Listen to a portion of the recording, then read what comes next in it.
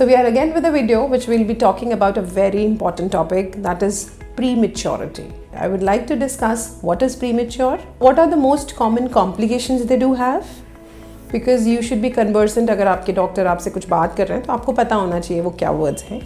And third, just to reassure you that prematurity के साथ we should be prepared rather than being scared.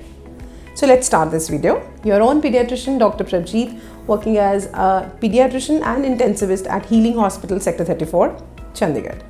So premature क्या चीज़ होता है? Premature वो बच्चा है जो 37 वीक्स से पहले पैदा हुआ.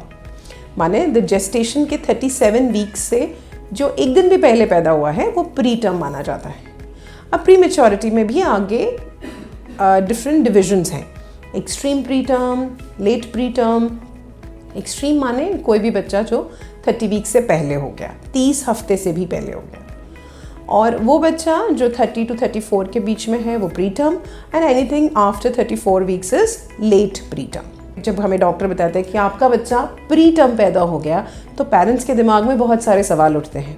सो I will be answering all those questions in this video. So prematurity के साथ सबसे पहली जो कॉम्प्लिकेशन हमारे दिमाग में आती है वो है इमेच्योरिटी ऑफ लंग्स. जैसे ही बच्चा पैदा होता है तो हमें यही कंसर्न होता है कि वो पहला सांस जो फर्स्ट ब्रेथ ऑफ लाइफ है विद इन 1 मिनट ले ले.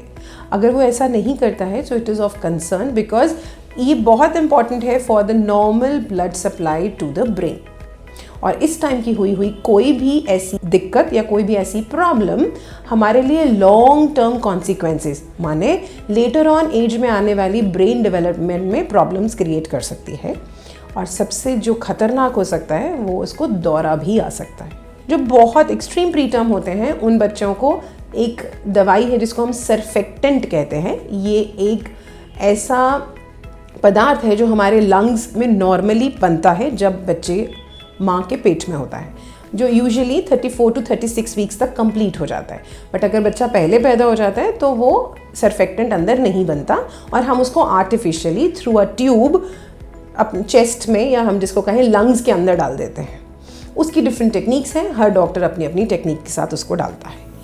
उससे लंग्स की मैच्योरिटी हो जाती है. आपने डाला तो उसके बाद बच्चे को ऑक्सीजन सिस्टम सपोर्ट की ज़रूरत होती है जो डिफरेंट है. इट कुड बी CPAP, अगर CPAP से नहीं सेटल होता तो ventilator. So depending upon the requirement your doctor decides whether your child needs ventilator और CPAP. The purpose is oxygen support. After the lungs, हमारे जो next important organ है वो हम हार्ट मानते हैं. कि जब हमारे बच्चे प्री टर्म पैदा होते हैं तो कुछ ऐसे सिंपल भाषा में कहूँ तो कुछ ऐसे होल्स हैं जो नॉर्मली बंद हो जाने चाहिए थे और नहीं बंद हुए क्योंकि टाइम से पहले बच्चा हो गया. जैसे कि PFO या PDA, पेटेंट डक्टस आर्टरियोसिस या पेरेंट फोरामेन ओबेल. ये कुछ ऐसे हैं जिसकी वजह से, कुछ ऐसे छेद हैं जिनकी वजह से जो हार्ट का सर्कुलेशन है वो इतना एप्रोप्रिएट नहीं होता.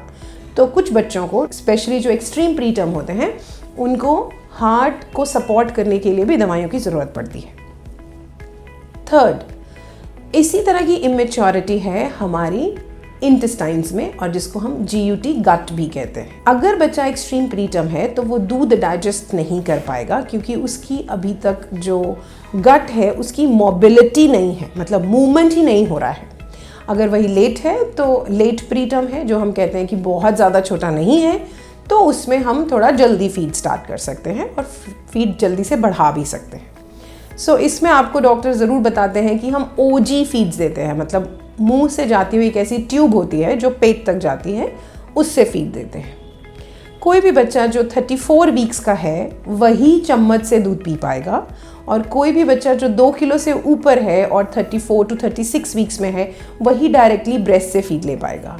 अगर मैंने OG फीड कहा, यहाँ ये बहुत इंपॉर्टेंट है कि उस फीड के लिए भी आप मदर्स का मिल्क यूज़ करें. डॉक्टर्स बहुत प्रेफर करते हैं कि वो मदर मिल्क ही बच्चे को दें. तो आपकी वहाँ पर एक रिस्पॉन्सिबिलिटी बनती है कि आप रेगुलरली फीड का सप्लाई डॉक्टर को देते रहें ताकि वो फीड देते रहें. एक बहुत ही इम्पॉर्टेंट सवाल और नेक्स्ट कॉम्प्लिकेशन है जो है इन्फेक्शन, जिसको हम सेप्सिस भी कहते हैं. हर एक पेरेंट का ये सवाल होता है, इन्फेक्शन कहाँ से हो गया? इन्फेक्शन कहीं से हुआ नहीं. आपको ये समझना बहुत ज़रूरी है कि जब बच्चा प्री टर्म पैदा हुआ तो उसमें एक आधी प्रॉब्लम, ये एक प्रेसिपिटेटिंग फैक्टर ये भी हो सकता है कि मदर को अंदर कहीं इन्फेक्शन हो रहा हो, तभी the nature gives a call that baby should go come out. So one is maybe some maternal infection around the baby और in the fluid around the baby.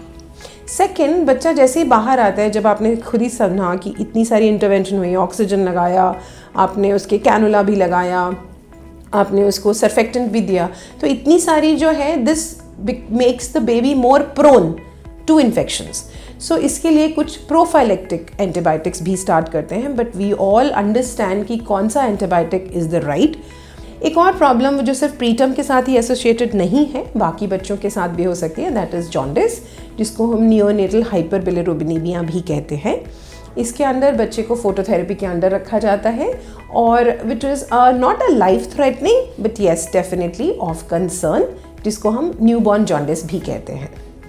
So I think these are the problems which most of the newborns are facing. इसके साथ साथ कुछ बच्चों को दौरे भी आ सकते हैं क्योंकि वो प्रीमेच्योर है. कुछ ऐसी प्रॉब्लम्स हैं जिनके लिए हमें अलर्ट रहना होता है, जैसे कि लॉन्ग टर्म प्रॉब्लम्स के साथ, जैसे कि इन बच्चों की लॉन्ग टर्म न्यूरोलॉजिकल आउटपुट, कि कैसा इनका दिमाग का विकसित होगा. दूसरा, इनकी आँखों की, क्योंकि ये बच्चों की आंखों की रोशनी कैसी रहेगी, जिसको हम आरओपी भी कहते हैं, रेटिनोपैथी ऑफ प्रीमेच्योरिटी, उसके लिए आपको रेगुलर विजिट्स करने पड़ेंगे.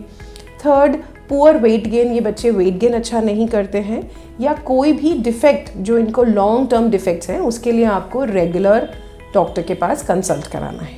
मॉर्बिडिटी, जिसको हम कहते हैं लॉन्ग टर्म कॉम्प्लिकेशंस, वो भी एक्सट्रीम प्रीमेच्योर बच्चों के साथ ज़्यादा होती हैं.